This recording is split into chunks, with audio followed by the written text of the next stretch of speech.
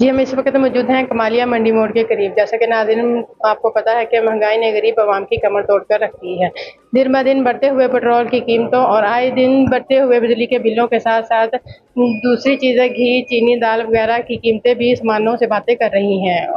मज़ीद हमारे साथ एक शहरी मौजूद हैं, आइए इन्हीं से जानते हैं कि महँगाई की वजह से अवाम को किन मुश्किलात का सामना करना पड़ रहा है? जी बताइएगा कि अवाम को महँगाई की वजह से किन मुश्किलात का सामना करना पड़ रहा है? कि आपने ये बताया कि महंगाई पाकिस्तान का सबसे बड़ा जो लेटेस्ट या सबसे बड़ा इशू है ना वो है इन्फ्लेशन।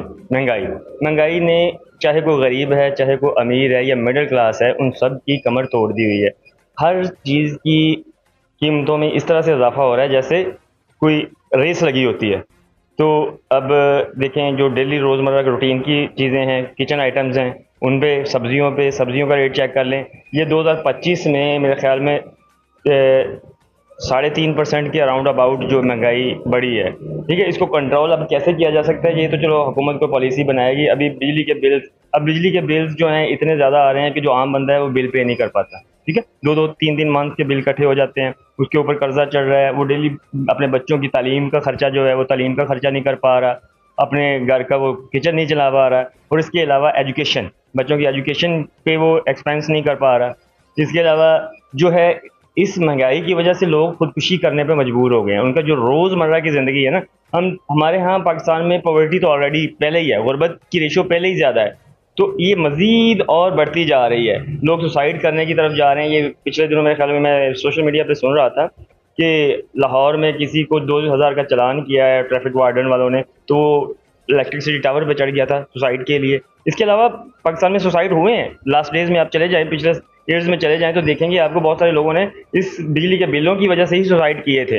ये बिजली के बिल तो 2-3 साल से इस तरह से आ रहे हैं, और मीटर जब आप लगवा लेते हो उस पे फिक्स चार्जेस आ रहे हैं, मीटर पे, स्विगी गैस के मीटर पे, तो मतलब आप सही टैक्स पे कर रहे हो पाकिस्तान को, लेकिन आपको उसके बदले में फैसिलिटीज़ नहीं मिल रही।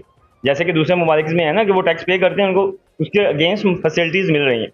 तो हमें वो पूरी फैसिलिटीज़ भी नहीं मिलती। जैसे कि टेलीकम्युनिकेशन में देख लेते हैं हम, अपना बाइक ऑटोमोबाइल्स में देख लेते हैं, बाइक्स के रेट भी बढ़े हैं, मेरे ख्याल में 70 या होंडा के, इनके रेट्स भी बढ़े हैं। फिर ये चीज़ें छोड़ देते हैं, ये तो है ना अपना, वो जो चाहेगा तो खरीदेगा।